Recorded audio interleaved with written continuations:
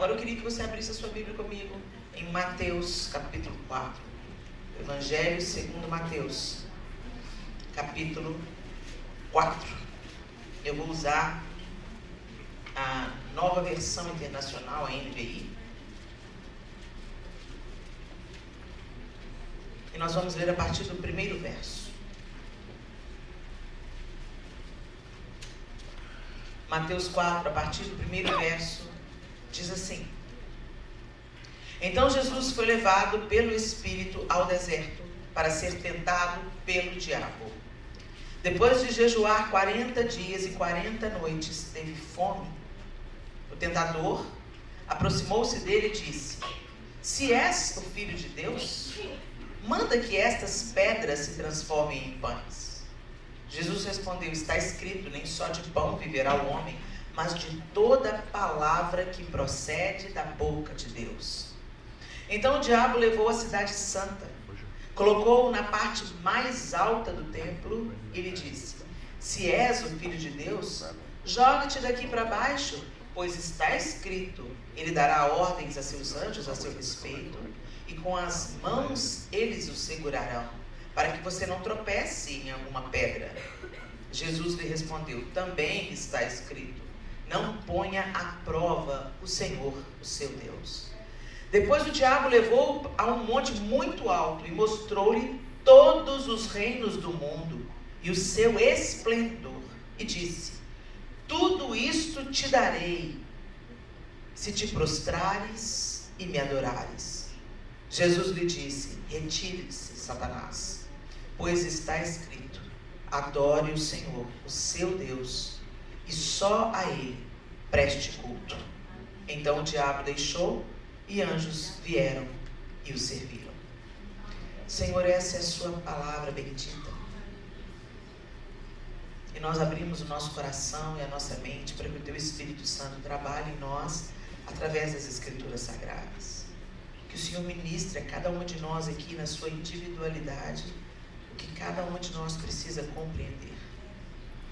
Que toda barreira, todo sofisma, toda resistência seja submetida agora ao senhorio de Jesus Cristo. Que o Senhor nos ensine, que o Senhor tem para nos ensinar e nos convença de tudo o que precisamos ser convencidas. Em nome de Jesus.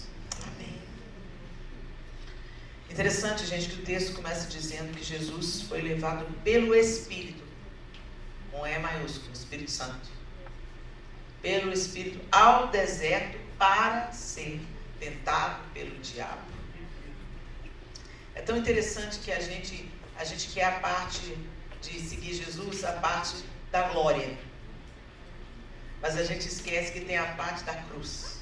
Quando Jesus disse: Quem quiser vir após mim, negue-se a si mesmo, tome a sua cruz e siga-me. E a cruz da gente não é o nosso problema, a cruz da gente não é a luta que a gente está atravessando, a cruz da gente não é uma pessoa difícil, a cruz da gente é quando a vontade de Deus vertical atravessa a nossa vontade horizontal. Negar a nós mesmos, buscar em primeiro lugar o reino de Deus, a sua justiça, buscar a vontade de Deus para nós, que aí consiste a nossa alegria, aí consiste o nosso senso de pertencimento, a nossa realização, o cumprimento do nosso propósito e vocação, o motivo para o qual existimos. Quando o homem não se reconcilia com Deus, é uma vida desperdiçada, gente, é uma vida perdida, porque todos nós vamos para a mesma caixa no final do jogo. A rainha, o cavalo, o peão e o bispo. Todas as peças vão para a mesma caixa depois que o jogo acaba. O final para todos nós é o mesmo. A nossa carne vai perecer. Mas para aqueles que creem, a vida eterna. E não só a vida eterna no Espírito, mas é bom a gente lembrar que nós também seremos ressuscitados. Os mortos em Cristo ressuscitarão primeiro. É o que diz o apóstolo Paulo na carta aos Tessalonicenses. Nossa carne será ressuscitada como a carne de Jesus foi ressuscitada. Então tem um propósito também, quando o Espírito Santo gentilmente nos conduz ao deserto. E ali, era a antecipação de algo poderoso que estava para inaugurar, o ministério de Jesus. Ele sai do Jordão e vai para o deserto. Ele sai do batismo, da confissão pública. Gente, vamos entender, Jesus não precisava de ser batizado. O batismo era a simbologia de morrer para o velho homem e nascer para Deus, de ser purificado dos seus pecados. Era isso que significava aquele banho ritual, aquele ato simbólico de purificação de pecados. Jesus tinha pecado, gente. Ele não precisava de ser batizado. Mas ele queria cumprir em tudo a vontade de Deus, evidenciar em tudo a vontade de Deus na sua própria vida. Por isso, quando ele vem, João Batista fala assim: é eu que preciso ser batizado por ti, você que vem a mim. E ele fala: convém que cumpramos a vontade do Pai. Quando ele se submete a isso, Deus se alegra nele. O céu é fendido, o Espírito Santo vem em forma de uma pomba, e se escuta uma voz do céu dizendo: esse é o meu filho amado, em quem eu tenho prazer. Então, brilhar a luz de Cristo sempre vai envolver obediência, mesmo quando a gente não está entendendo nada. E aí, depois desse momento grandioso, ele é conduzido ao deserto pelo Espírito Santo para ser tentado pelo diabo. E ele jejua 40 dias e 40 noites. Quando a gente vai a Israel, e eu vou a Israel há alguns anos, os guias explicam pra gente que esse 40 anos nas escrituras não significa literalmente 40 anos, não, 40 dias. Que esse número 40 significa muitos dias, mas não necessariamente exatamente 40. É a explicação que os guias dão pra gente. Não sei se de fato é isso. Mas enfim, 40 dias é bastante tempo, né, gente? Dá pra ter fome, né? Dá pra ter fome. E depois de jejuar 40 dias e 40 noites, teve fome. Tudo normal, ele está na nossa roupa. Tudo que você sente, Jesus sentiu. A diferença é que ele não sucumbiu à tentação da carne dele. Ele foi obediente até a morte. O tentador aproximou-se dele. O diabo sempre vai se aproximar para roubar a luz de você. Ele sempre vai tentar ofuscar a luz que pode brilhar através da sua vida. E ele sabia com quem ele estava falando. Ele sabia que Jesus era filho de Deus. Só que ele vem no momento de vulnerabilidade. É na sua vulnerabilidade que ele vai te atacar. O diabo é um inimigo tão baixo que tem algumas regras na luta, né? Que você não pode bater em alguns lugares no seu adversário, porque é considerado baixo, golpe baixo. Você já ouviu essa expressão? O diabo não. O diabo ele vai justamente no lugar onde ele não pode bater, e é ali que ele vai bater. No lugar da sua vulnerabilidade, no lugar onde você é mais frágil, é ali que ele vai golpear, a fim de te paralisar, a fim de te matar. Então ele vem no momento de vulnerabilidade humana de Jesus. Jesus estava com fome, certo ou errado? É uma vulnerabilidade? Você já teve fome, gente? Vocês pensam que vocês tiveram fome, não tiveram não. Quando você está com fome, a barriga está uma coisa, você vai lá e come. O máximo que você passa fome é umas 24 horas que você fez o jejum. Você fica bomba, toma dor de cabeça. Você imagina depois de 40 dias. Os seres humanos matam e morrem para ter comida quando estão em estado de extrema fome. Eles matam, eles perdem a razão, a orientação. Eles perdem todas as barreiras morais para comer. Você lembra aquele acidente que virou filme, que o pessoal tem que comer a carne dos seus próprios amigos? Pois é. Todas as barreiras morais perdem o sentido quando você realmente passa fome. É questão de sobrevivência, é um instinto de sobrevivência. A gente não sabe o que é isso, não. No Ocidente a gente não sabe o que é isso. Mas Jesus estava com fome. E aí o tentador aproximou-se dele e disse: se és o filho de Deus, manda que essas pedras se transformem em pães. Algo que vai tentar roubar aquilo que Deus quer brilhar em você. É uma deformidade na sua identidade. O diabo vai falar com Jesus e ele vai questionar a identidade de Jesus. Se és filho, se você é filho mesmo, me prova. Gente, quando a gente tem uma fraqueza na nossa identidade, a gente sempre está tentando provar alguma coisa para alguém. Quando a sua identidade não está formada na sua filiação em Deus. O primeiro processo que acontece quando a luz de Deus incide sobre nós é curar a nossa identidade. Nós então entendemos que agora não somos mais criaturas. Nós agora pertencemos a Deus. Somos feitas filhas de Deus. Nós temos um pai, nós temos uma identidade, nós temos algo que nos reconecta, a quem pertencemos. A gente não está avulso aí, a gente não está solto aí, somos feitas filhas de Deus. Lá em Romanos 8, 15 e 17, o texto diz assim: pois vocês não receberam um espírito que os escravize para novamente temerem, mas receberam o espírito que os torna filhos por adoção, por meio do qual clamamos, Abba, Pai. O próprio Espírito testemunha ao nosso espírito que somos filhos de Deus. Se somos filhos, então somos herdeiros, herdeiros de Deus e co-herdeiros com Cristo, se de fato participamos dos seus sofrimentos, para que também participemos da sua glória. Essa parte aí a gente não quer, não. A gente só quer ser filho de Deus na hora que a gente é coberto de glória. Mas o texto do apóstolo Paulo está dizendo: se de fato participamos dos seus sofrimentos, para que também participemos da sua glória. Para nós também vai ter deserto, para nós também vai ter jejum, para nós também vai ter falta, para nós também vai ter cruz. E foi porque Jesus se submeteu a todo esse processo que Deus o exaltou soberanamente e lhe deu um nome que é sobre todo nome, diante do qual todo joelho vai se dobrar. É o que a Bíblia diz. Mas como é que está a nossa identidade então? Será que nós fomos? Será que essa luz brilhou na nossa identidade? Você sabe que você é filha. E é fácil a gente dizer, eu sou filha. É fácil a gente proclamar isso com as nossas canções. É fácil a gente carregar camisetas estampadas com isso, sou filha de Deus. É fácil a gente proclamar isso. Eu estou dizendo isso curou a sua identidade? Você age como filha, você anda como filha, você pensa como filha, você pensa como herdeira? Você sabe quem você é? Ou você está tentando provar para as pessoas?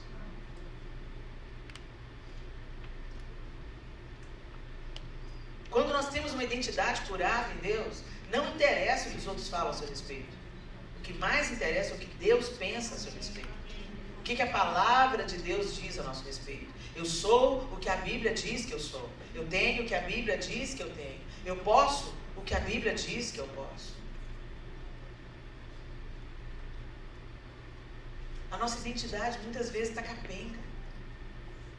Você acreditou em todas as mentiras que o diabo te contou através de uma figura de autoridade na sua vida. Através da sua mãe, através do seu pai, através às vezes do seu marido, da sua irmã mais velha, de uma professora proeminente na sua vida, uma pessoa que te impressionou, um líder. O diabo te limita, te engana e você fica vítima de uma ideia distorcida porque você não deixa Deus restaurar a sua identidade. E isso apaga o brilho que Deus quer fazer em você. Então você fica mendigando afeto. Você fica procurando se afirmar através daquilo que você faz. Deixa eu te dizer, o que você faz pode passar. Você pode sofrer um acidente que te impossibilite de fazer o que você faz. Eu estou tendo problema com a minha voz nas 2 últimas semanas. Uma tosse me acometeu e para eu cantar, eu não estou conseguindo cantar plenamente. Fiquei rouca, perdi a voz durante 3 dias. Isso nunca acontece comigo. Eu não sou só a minha voz. Eu não sou só o meu ministério. Eu não sou só aquilo que eu faço para Deus. O que eu faço para Deus pode mudar. O que eu faço na minha profissão pode mudar. O meu estado civil pode mudar. Eu sou casada, muito bem casada e feliz no casamento, mas eu posso me tornar viúva. Deus não permite. Isso que eu estou querendo dizer é que tudo na nossa vida pode mudar. De repente, de um dia para o outro. Então se você baseia a sua identidade naquilo que você faz, no seu estado civil, no dinheiro que você ganha, na casa que você mora, deixa eu te falar, você está construindo sua casa sobre areia, minha linda. Qualquer tempestade derruba a sua casa, acaba com a sua vida. Deus quer que a gente firme a nossa identidade nele, em quem nós somos, quem ele diz que nós somos. E nós somos filhas, isso não muda, esse status não muda. Ainda que eu morra, eu sou filha de Deus.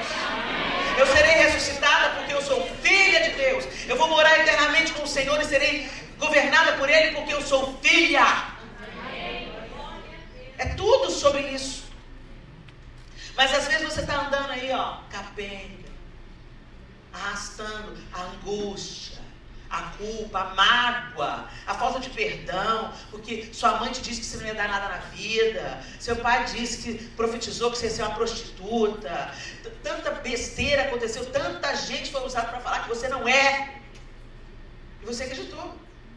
Imagina se Jesus entra na pilha do diabo. Se és filho de Deus, faz um pãozinho aí, quero ver, me prova. Jesus não sabia tanto quem ele era. Não tem que te provar nada, querido. Não tem que te provar nada. Eu sou. Eu sou. Quando Deus fala aqui no Moisés, quem é o Senhor? Deus fala com Moisés, eu sou. Ele falou, eu tenho, eu criei. Eu sou. E é essa identidade que Ele quer plantar em nós. Tantas mulheres não brilham a luz que quebra a escuridão, porque são cativas na sua identidade passada. Eu não venho de uma grande família, Helena. Meu pai não foi pastor. Eu não sou inteligente o suficiente. Quem disse? Quem disse? Oh, gente, até poucos anos na minha vida, eu me sentia completamente incapaz intelectualmente. Completamente incapaz. E por quê? Porque eu tenho dificuldade com matemática. Casei com um professor de matemática. Olha como é que Deus é bem-humorado. Eu gostava muito da matemática até a 4ª série. Quando chegou na 5ª série, eu entrei na 5ª série, tem aquela mudança, né?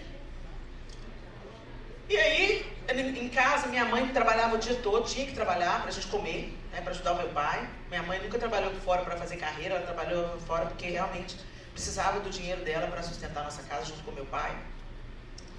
Então, as empregadas domésticas aqui não exigiam nada de mim, né? Você já fez uma tarefa? Então, fui para a escola e não fiz a tarefa. Aí a professora me deu uma notificação de que eu não fiz exercício. E quem ganhava notificação naquela época tinha que ficar na escola depois da escola para limpar a escola. Escola municipal, né, gente? Não tinha funcionário suficiente. O castigo era limpar a escola. Não me arrancou pedaço não, muito pelo contrário. Só que quando eu saí para ir embora para casa, eu fiz a tarefa que a pessoa que estava administrando os meninos que levaram aviso, né? Depois da aula, quando eu terminei a tarefa, eu saí da escola, o ônibus especial que me levava para casa, eu já tinha ido embora. Eu não conhecia o caminho, tinha 11 anos de idade, eu fui fazendo todo o caminho, percurso do ônibus. Então, demorei muito mais para chegar em casa, no sol de meio-dia. E eu não estava acostumada a andar longas distâncias. Gente, eu andei muito para chegar em casa. Demorei mais de 1 hora para chegar na minha casa, faminta, suando. Peguei birra da professora. Aí essa professora estava grávida e saiu de férias. Entrou outra no lugar dela. Quando a outra entrou na sala, eu achei ela maravilhosa. Alta, linda, com guarda-copo branquinho. Ela era elegante, andava de salto. Só andava de vestido. Depois, com uns anos, ela passou a usar calça. Mas ela andava só de vestido, com aquele guarda-copo acompanhando o vestido, na altura do vestido. Uma lindeza. E eu ficava, nossa, tipo assim, aquelas coisas, modelo de menina, né? Ah, eu quero ser assim. Quando eu crescer, eu quero ser assim, né? E tal. Só que eu já estava estragada com a matemática. Tinha birra da matemática. Comecei a tirar notas muito baixas. E essa professora, ela fazia o quê? Ela selecionava as provas para entregar, para devolver os resultados, em ordem de resultados. Então, os piores alunos recebiam a prova primeiro e os melhores alunos recebiam as provas por último. Eu estava ali entre 1, 2 e 3.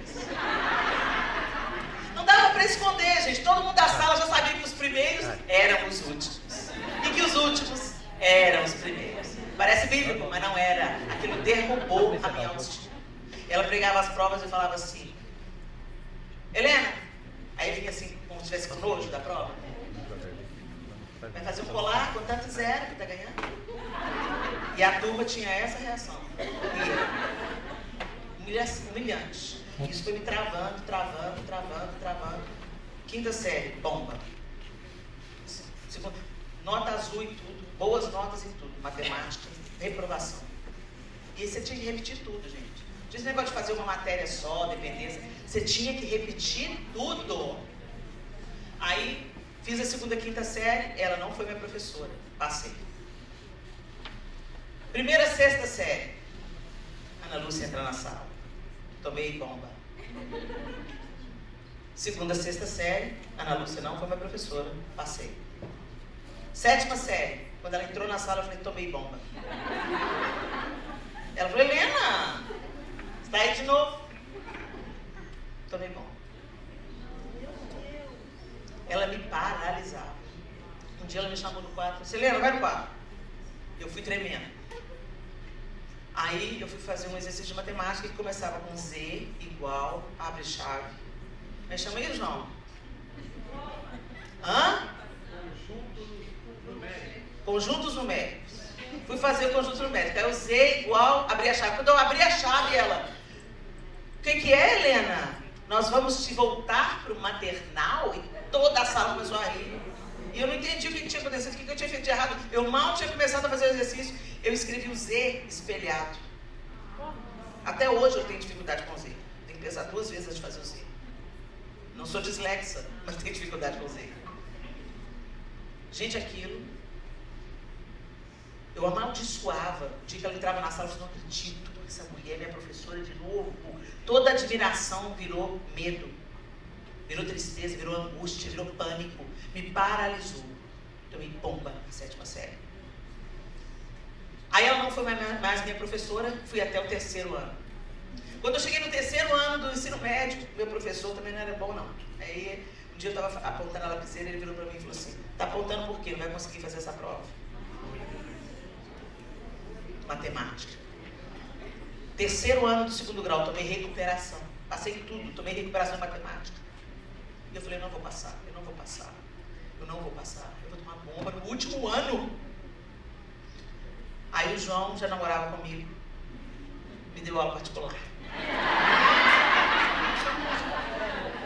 E ele explicava a matéria para mim, e ele falou assim, agora faz a questão. Ele não fazia questão. Eu não sei, eu não sei, eu não sei. E ele, você sabe, você acertou, tá certo. Eu choro. O sofisma estava tão fortalecido na minha identidade, na minha cabeça, eu não sou inteligente, eu não sou capaz, eu vou fracassar. Passei na recuperação. E a partir dali, eu comecei a ter dificuldade de encontrar uma vocação. Durante anos e anos, eu sonhava que eu estava voltando para a escola, porque alguma coisa não estava completa. Faltou alguma coisa. Gente, esse era um sonho recorrente. Eu acordava assustada, eu já madura, com filho na escola, com todo mundo de ensino médio, e o povo ridicularizando que eu já era casada e na sala de aula, na carteira de uniforme. Era um sonho recorrente.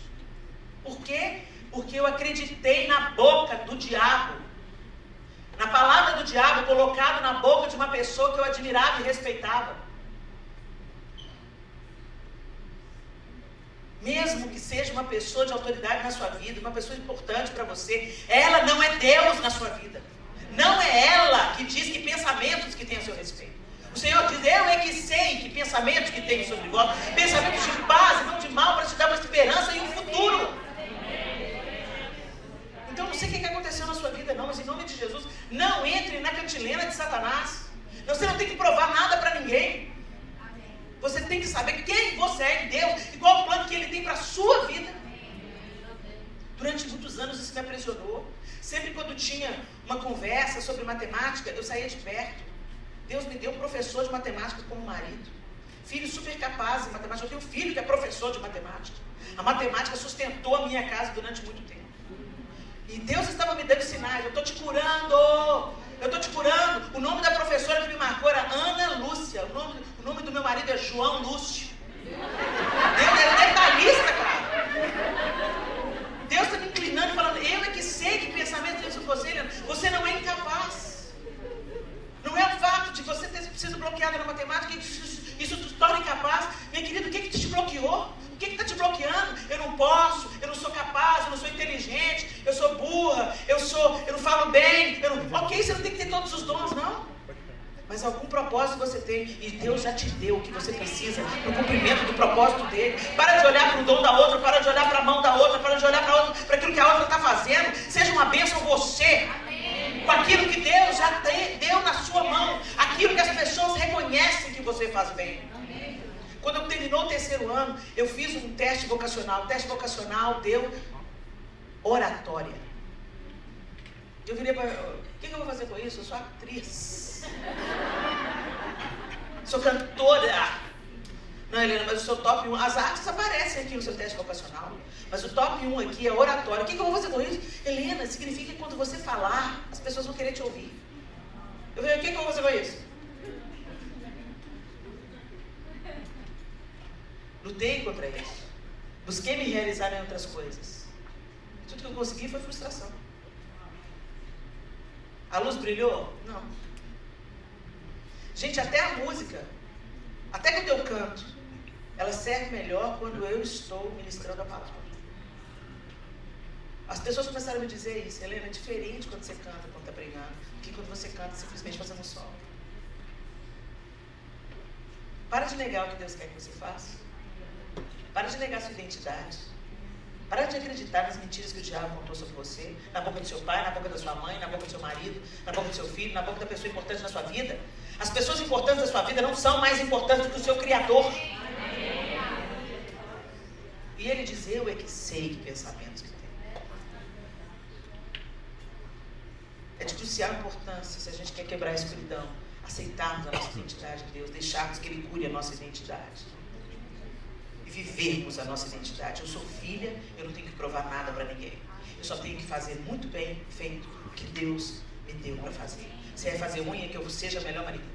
Se é cuidar das pessoas, que eu cuide da melhor maneira. Se é para servir, preparar comida, que eu faça isso da melhor maneira. Se é para escrever livros, que eu escreva para a glória de Deus. Se é para ministrar as pessoas, que eu ministre para a glória de Deus. Não despreza o que Deus colocou na sua mão, porque é nesse lugar que Ele vai te usar com poder, com glória, e você vai sentir um contentamento que você não vai sentir em nenhum outro lugar da sua vida. Então para de tentar ser famosa aos olhos dos outros, para você ser aceita pelos outros, de acordo com aquilo que você desempenha. Não é o que você desempenha que os outros aprovam, o que você desempenha e Deus aprova. Jesus sabia disso. E Ele diz, nem só de pão viverá o homem, mas de toda palavra que procede da boca de Deus. Você não vive apenas do que...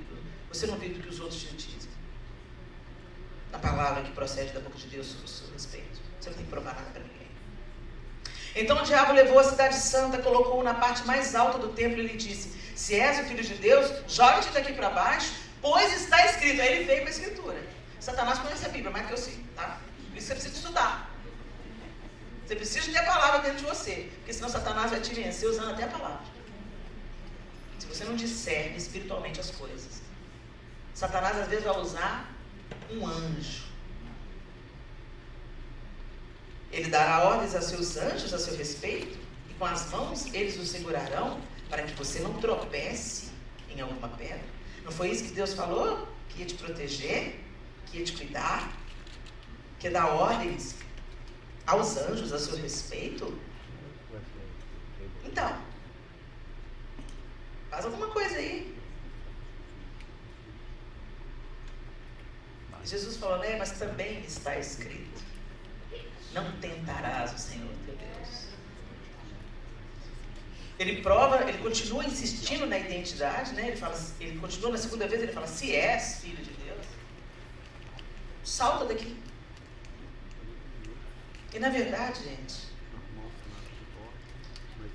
nós não temos que, a mesma coisa, continuar provando nada para o diabo. Mas precisamos permanecer confiando em Deus. Jesus não pulou por falta de confiança. Mas porque Deus não mandou ele pular. Se fosse Deus que falando, pode pular, filho, ele pulava. Mas Deus mandou ele pular? Foi o diabo que estava mandando ele pular. Ele obedece o diabo? Não.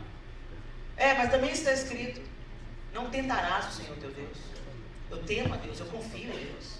E ele mandou eu pular, não mandei, não tem que te provar nada.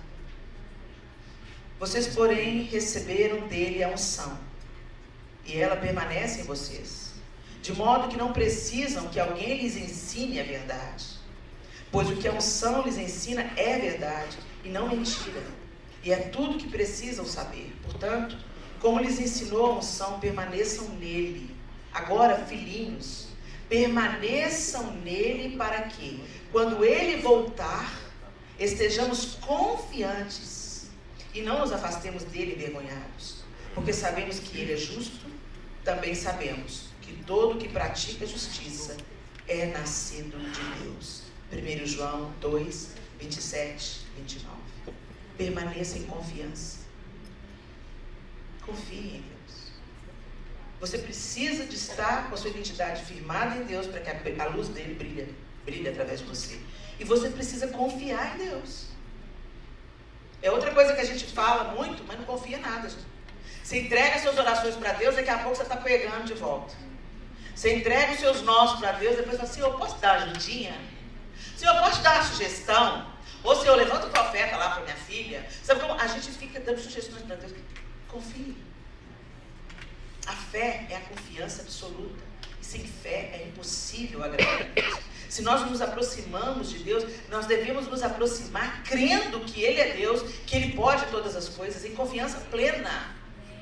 Nós precisamos confiar que Ele nos salvou, que o fato de nós crermos em Jesus, recebermos o sacrifício da cruz, deixarmos sermos moldados pela confiança que as Escrituras Sagradas são a sua palavra bendita, é nessa confiança que nós vamos até o último dia, onde seremos aprovados por Ele. Eu me lembro que eu sonhei há um tempo atrás com um arrebatamento. E eu sonhei que a janela do meu quarto se abriu numa porta e abriu um corredor, um piso, que o meu quarto fica no segundo andar. Então abriu um piso que igualava, que eu podia andar sobre o piso. E aí eu vi o céu. E quando a janela do quarto abriu, eu levantei da minha cama, saí pela janela que se transformou numa porta, entrei pelo aquele corredor. E quando eu olhei, eu ouvi um tanto de barulho, sons de celebração, de empolgação. E eu comecei a perceber que tinha um tanto de gente subindo. Eu comecei a olhar, eu falei assim, meu Deus, é um arrebatamento. Quando eu olho para cima, o céu tem uma luz enorme atrás das nuvens, mas eu não sabia o que era. Mas eu soube no meu coração, eu não estava vendo o que era, mas eu soube, é Jesus. Jesus está voltando. Jesus está voltando. E a igreja está subindo. E eu fiquei olhando para ele, mas todo mundo estava subindo e eu não. Eu olhei para mim, todo mundo subindo e gritando, e eu não. E eu comecei a fazer assim, para ver se eu subia. Eu dando um impulso para ver se eu subia. E eu não subia. Eu falei, meu Deus, eu não acredito nisso. Por quê? Não vou. E aí, dentro de mim, uma voz falou assim, é pela graça. Aí não é pelo meu mérito, não é pela minha condição, é porque eu creio, é pela graça. E eu comecei a flutuar. Eu subi a sensação, gente, indescritível. Eu comecei a olhar para as pessoas, eu comecei a gritar, aleluia, gritar uma empolgação. E eu olhei para trás, vi mais abaixo, se meu pai também subindo. Eu, pai, é Jesus, pai, é Jesus. E quando eu olhei para o céu, eu ia passar da nuvem. Quando eu ia passar da nuvem, eu vi o amado da minha alma, eu acordei. Mas eu acordei cheia de Deus. Eu acordei chorando, e eu falei, João, eu sonhei que Jesus estava voltando, João. Que delícia, João. Que delícia, que sensação indescritível. Por mais que eu tente descrever para vocês o que eu senti, não dá para descrever. Uma alegria plena. A satisfação de ver acontecendo o que eu sempre esperei. Que delícia. Eu não me preocupei com mais nada. No sonho eu não estava preocupado com quem estava ficando, com quem estava indo. Eu ia ver o amado da minha alma. Que delícia.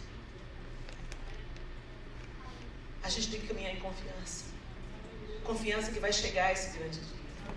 Confiança em que as lágrimas, todas as lágrimas, vão ser enxutas dos nossos olhos. Confiança de que a vida que a gente está vivendo aqui agora é só o aperfeiçoamento para aquele que está para se manifestar. Confiança de que Deus é fiel para cumprir a sua palavra. E que ainda que eu esteja na sepultura, de lá eu vou ouvir a voz dele dizendo, erguei, vem para fora. Ainda que minha matéria tenha se tornado pó, foi do pó que ele criou o homem. E do pó serei criada novamente. Os mortos em Cristo ressuscitarão primeiro. É o que Tessalonicenses diz. E vão se encontrar com Jesus nos ares. Depois os que estiverem vivos Gente, é poderoso demais. Mas a gente coloca a nossa confiança no aqui, no agora, nas nossas posses, nas nossas possibilidades, nos nossos dons, nos nossos talentos. A nossa confiança não está em Deus. A nossa obediência não é para Ele. Nós nos submetemos ao Deus desse século, mas não nos submetemos àquilo que Deus mandou a gente fazer. Jesus não. Jesus sabia que não tinha que provar nada, porque a identidade dele estava firmada em Deus. E ele sabia que Deus era fiel para sustentá-lo, mas que ele não ia tentar Deus, porque Deus não tinha ordenado, não tinha chegado o momento. Nós precisamos de caminhar nessa confiança. E finalmente, Satanás leva Jesus ao lugar mais alto do templo. E ele mostra todos os reinos do mundo. E ele não falou nessa hora, ele não falou mais sobre a identidade. Ele tenta Jesus, para Jesus querer possuir mais. Tudo isso te darei, se te prostrares e me adorares. Ele tenta uma barganha, uma proposta de poder. No outro evangelho, acho que é Lucas, ele fala: tudo isso te darei, porque tudo isso me foi entregue. Ou seja, o mundo hoje pertence a Satanás. Pertence. Fala: eu te darei isso tudo, se você prostrar e me adorar. É muito simples, é só você se ajoelhar. É só você se dobrar diante de mim. Você vai ter tudo que você quer. Insistente ele, né? O mundo está entregue a Satanás por concessão, não pertence a ele. Está entregue a Satanás porque Deus está permitindo. Porque na hora que o Senhor falar chega, chega. Ele é o soberano, Ele é o Criador, Ele é o legítimo proprietário. Ele não é o ocupador da terra, Ele é o dono. Mas Satanás se sente dono. E ele tem poder, e ele oferece para você algumas coisas. Será que nós estamos sendo, nosso brilho está sendo opaco por causa daquilo que a gente tem negociado com Satanás? Vocês vieram para uma terra onde Mamon é o Deus. Nós nos acomodamos aos confortos dessa terra. Estou dizendo que é pecaminoso você ter conforto, ter uma vida boa. Mas eu tenho que te alertar, isso te aleja espiritualmente. Porque quando você tem tudo, você acha que você não precisa de nada. Você não sente falta de nada. Muitos de nós só nos lembramos de Deus quando estamos numa cama doente, impossibilitada de trabalhar. Você, se não trabalha, não ganha. Aqueles que eram seus amigos te abandonam. Ou você tem um diagnóstico de morte terminal. Né? Olha, não tem jeito. Você pode ter o dinheiro que você tiver. O dinheiro do Steve Jobs não pode fazer nada por ele. Essa é a real, gente. Seu dinheiro também é temporário. Os bens dessa terra, o conforto que você tem, pode ser tirado de uma hora para outra. E aí, vai ficar o quê? Quem você vai ser sem dinheiro? Quem você vai ser sem amigos? Quem você vai ser sem a sua profissão, sem o poder, sem o seu diploma? Gente, até o conhecimento, de uma certa forma, pode ser tirado. Você bate a cabeça, perde a memória. A gente se envaidece por causa de quê? A gente é dono de quê? Mas Satanás continua financiando projetos de poder. Você não tem tempo para Deus, não tem tempo para os seus devocionais, mas está se matando de trabalhar. Mas quando estiver no leito, é de Deus que você vai lembrar. É a Ele que você vai pedir misericórdia? Que não seja assim, minhas irmãs. Que o brilho de Jesus nos livre de nós nos tornarmos escravas de Satanás através do nosso conforto material. Os reinos desse mundo vão queimar. As nações serão abaladas. E você vai estar como nesse dia, se você estiver viva? Você vai estar junto com os desesperados, querendo fazer bunkers, estocar comida? Ou você vai estar se alegrando no Senhor porque a profecia está se cumprindo e você sabe de que lado você está? Você sabe a quem você pertence. Você sabe em quem você tem crido. A dor, a falta vai tirar óleo de você e vem avivamento para a igreja, gente, não é para um caminho fácil, não. Não se iluda. A igreja primitiva cresceu sendo lançada na arena, sendo comida de leão, sendo feita pelo Império Romano, tocha para iluminar a rua. Punha fogo no corpo do cristão para ele iluminar a rua. E é nesse contexto que o avivamento veio, a igreja cresceu e chegou até nós no século XXI. Eu sou pós-tribulacionista. Não acho que justamente nessa geraçãozinha mimimi, mimada que nós somos, Deus vai nos livrar. Ele moeu seu próprio filho, cada um dos discípulos foi moído. Lá em Mateus deixa claro, depois da grande tribulação daqueles dias, o sol escurecerá, a lua não dará a sua claridade, então surgirá no céu o Filho do Homem. A teoria do arrebatamento secreto da igreja, ela é muito recente, ela vem de 1800 e pouco. Eu creio que a igreja vai ser arrebatada, mas eu creio que a igreja vai ser arrebatada à vista de todos, e depois de uma grande tribulação. Quem vai passar pela tribulação? Quem perseverar até o fim receberá a coroa. Vocês estão entendendo? Então a gente tem que estar cheio de Deus. A luz de Cristo tem que incidir em nós de tal maneira, minhas irmãs, que nós não sejamos escravos de nenhuma proposta de Satanás. Ah, não vai hoje não na igreja não. Faz mais a graninha. Fica mais 1 hora no trabalho. Deus é leal para nos sustentar. Você acha que os bunkers vão livrar os milionários da ira de Deus? Vocês acham? A nossa confiança está em Deus. A nossa riqueza está em Deus. Nosso sustento está em Deus. É Ele que cuida de nós. E essa luz tem que nos iluminar de tal forma que brilhe em nós e ilumine os outros que vão estar em desespero, que vão estar em demandas, que vão estar em inseguranças, que vão estar em dor. Aí vem o avivamento. Peraí, por que está acontecendo isso tudo? E a Tami está firme. O que está acontecendo? Essa luta toda. Gente, a Bárbara perdeu tudo. Mas ela continua com um sorriso no rosto, ela continua anunciando o Evangelho, ela continua com a esperança inabalável. Eu quero isso. Luz para as nações. Conversão em massa. Poder sendo liberado. Nós vamos orar e os enfermos vão ser curados. Nós vamos orar e os mortos serão ressuscitados. Mas isso não vem sem preparação, gente. A gente só se torna forte depois que submete o músculo à dor. Espiritualmente não é diferente. Nós somos forjadas na dor. Mas Deus está conosco. Ele é o nosso treinador. O treinador, ele nunca vai te dar algo que você não aguenta. Ele nunca vai colocar sobre você um peso que você não dá conta de puxar. Ele sempre vai na medida que você aguenta. Na medida que você aguenta, na medida que você aguenta. E quando você olha para o seu treinamento, você olha lá atrás, puxa, você ri junto com o seu treinador. Nossa, no primeiro dia de aula, hein? Levantei 2 quilinhos, quase morri. Estou aqui nos 40, ó. É isso. Essa é a vida espiritual. É isso que Deus quer fazer em nós. É isso que é a luz de Deus que quebra a escuridão. A identidade dele incidindo em nós, curando a nossa identidade, firmando a nossa identidade. Nós não precisamos do aplauso de ninguém, da aprovação de ninguém, para saber que somos filhas de Deus, aceitas, curadas, redimidas, salvas, para incidir a luz do Salvador sobre o mundo.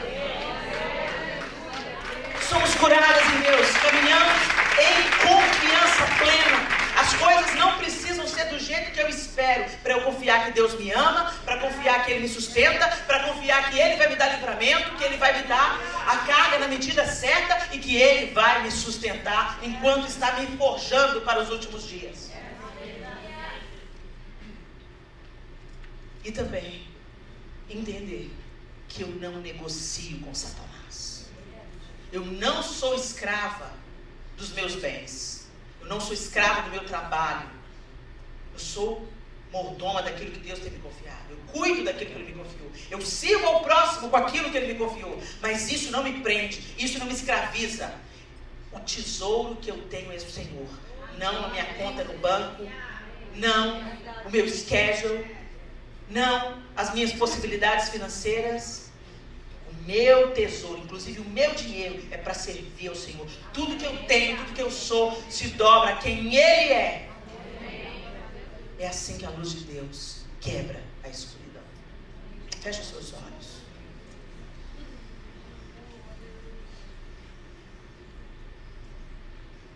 Você é filha. Filha de Deus. coerdeira com Cristo. Não viva aquém disso. Talvez os sinais e maravilhas não se operem em nós como operaram em Jesus e nos discípulos, porque nós estamos apegadas a tantas coisas ainda, tão meninas ainda, tão infantis, tão donas dos brinquedos. O Senhor não vem buscar uma noiva menina, Ele vem buscar uma noiva pronta, madura. E Ele vai trabalhar para esse amadurecimento, não se engana. A pergunta é, você vai querer ir ou não? Você é noiva ou não? Você está disposta ou não?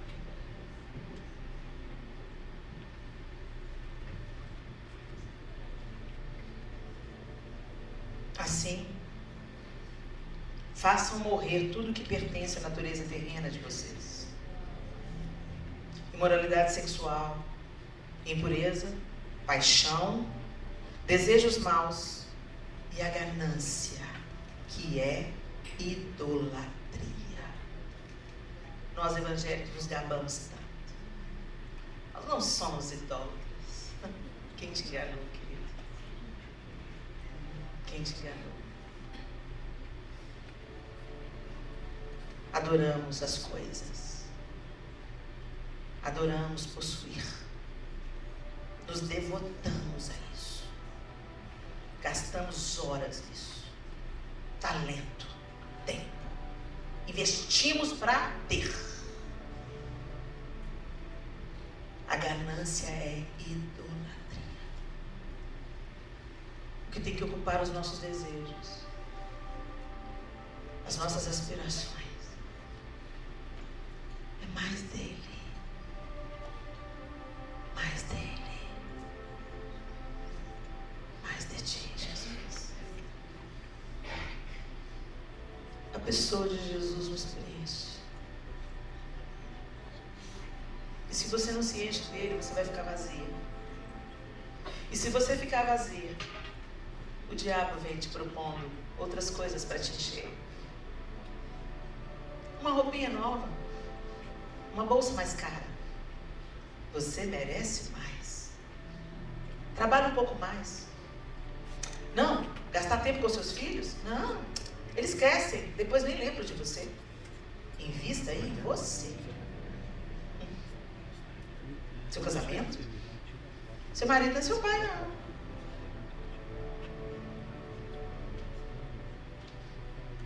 Gente, eu não estou dizendo que você não tem que trabalhar, se dedicar, servir ao próximo. Mas isso é consequência de uma vida aos pés do Senhor. E é mais leve. É a esteira rolante. Quando você caminha com Jesus e Ele ocupa a primazia das suas atenções, dos seus afetos, quando você realmente adora Ele, não apenas com as suas canções de adoração no dia do culto, mas quando a sua vida se volta totalmente para Ele, para quem Ele é, para aquilo que Ele deseja, para a sua palavra, para a sua ordenança, é como se você caminhasse sobre uma esteira rolante. Você percorre a mesma distância, com menos tempo e menos esforço. A unção é isso. A unção te leva. Caminhar com Jesus é isso. Não é pesado, é leve. Se está pesado, minha linda, é hora de você pensar: o que eu peguei que não era para pegar? O que eu estou fazendo que não era para fazer? Quem eu não perdoei que era para perdoar? Porque o fardo de Jesus é leve. E Ele diz: vinde a mim, você que está cansado, sobrecarregado, vinde a mim, a minha pessoa. Eu vou pegar o seu fardo e toma sobre você o meu, porque o meu é leve, ele não vai te pesar. E Ele não para por aí, Ele fala assim: aprendei de mim, Senta aqui comigo, fica comigo. Aprenda comigo a ser mansa e humilde de coração. Humilde de coração, a gente desiste da ganância. Tantas das coisas que a gente corre atrás é para provar para o outro, mostrar para o outro que você venceu na vida. Orgulho.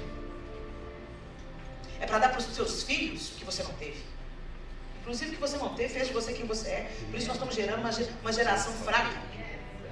Uma geração sem resistência, sem resiliência. O menino corta os pulsos porque perdeu a namorada. E eles são fracos por nossa causa. Os músculos emocionais não foram trabalhados. Você poupa o seu filhinho de todo o sofrimento. Mas foi o sofrimento que fez você ser forte. Foi o sofrimento que fez você se levantar e começar de novo. Foi o sofrimento que te aperfeiçoou. Por que a gente está matando os nossos filhos, aleijando os nossos filhos, poupando os nossos filhos da frustração? Nós temos que orar pelos nossos filhos. Cuidar dos nossos filhos, sim, jamais negligenciá-los. Mas aprender a dizer não, a dar limite.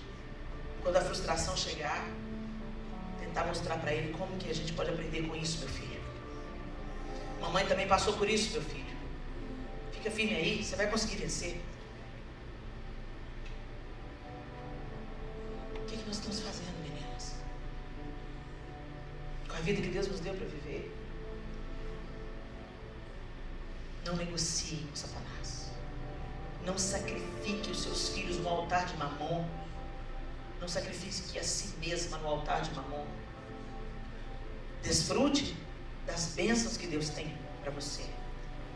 Mas não se torne refém delas. Tem uma canção que diz: me dê somente o que de imediato eu possa abandonar. Forte, né? Será que você pode abandonar hoje tudo que você tem para a glória de Deus? Talvez não. Mas o Senhor quer que a gente cresça nisso. Ele quer ir soltando as ataduras para que a gente não apenas caminhe na presença dele, mas a gente corra. Que a gente não seja manipulado por status, por poder, por dinheiro, por nada. Sejamos livres de fato. Jesus não tinha onde recostar a cabeça. Não tinha nenhuma túnica e uma capa. Não tinha bem nenhum. Ao mesmo tempo, ele é o mais rico de todos. Salomão não pediu riqueza, sabedoria. E Deus acrescentou riqueza. Deus tem bênçãos para nós? Tem. Ele é um pai amoroso, rico, dadivoso. Mas isso não pode nos prender. O que temos é para servir. Em bens, em recursos, em dons, em talentos, em tempo. O que temos está à disposição do Rei. É para a glória do Rei. É para abençoar pessoas. É para tocar a vida de pessoas. Que a gente viva essa liberdade, que a luz que vier da nossa vida, através dessa liberdade, de uma identidade curada, de uma confiança plena, e do fim de toda idolatria, toda cobiça, toda ganância. O nome do Senhor seja glorificado, a luz brilhe. O diabo olhe para você e fala: não tenho onde eu prender.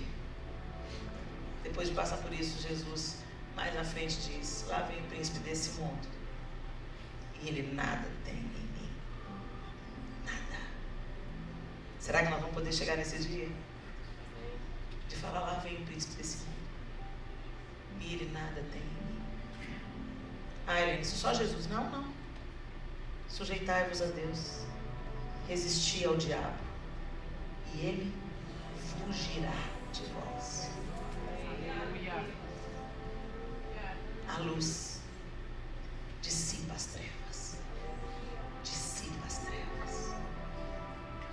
Senhor, nós te louvamos nessa manhã bendita. Nós agradecemos ao Senhor por esse tempo precioso. Jesus nos ensina. Espírito de Deus nos ajude. O Senhor habita em nós, Espírito de Deus, a fim de que Jesus seja forjado em nós, faça isso. Nós nos abrimos para o teu trabalho. Nós não queremos, Senhor, vivermos amarrados a uma identidade ferida, mas queremos ter a nossa identidade como filhas absolutamente restaurada, alinhada. Que não sejamos movidas pelo desejo de aceitação, mas que nos movamos sabendo que já somos aceitas. Nos ensine a confiar, Senhor, mesmo quando for difícil. Nos traz à memória o seu amor pleno, que já foi provado, revelado e provado. Nos traz à memória o que nos dá esperança, para que no dia que a incredulidade tentar rondar o nosso coração, que o Senhor nos fortaleça com a lembrança das evidências do teu amor pleno, perfeito, e da tua promessa, as que já se cumpriram e as que irão se cumprir. E Senhor, nós te pedimos, nos tira da mesa de negociações de Satanás. Nós não servimos a Mamon. Nós não servimos a Satanás e seus anjos. Somos servas do Senhor, filhas do Senhor, e queremos viver para a glória do Senhor. No que temos, no que já possuímos e no que ainda nós vamos conquistar, que seja para a glória do seu nome, que nada nos aprisione. Nem as finanças, nem a casa que nós moramos, nem o conforto que desfrutamos, nem o carro que dirigimos, nem o status que desfrutamos, o limite do banco, seja lá o que for, tudo que temos é para te servir, não para nos aprisionar. Nós nos curvamos somente diante do Senhor, e só ao Senhor nós prestamos culto como Jesus. Nos ajuda, Senhor. Nos ajuda, Senhor. Em teu nome nós oramos. Amém.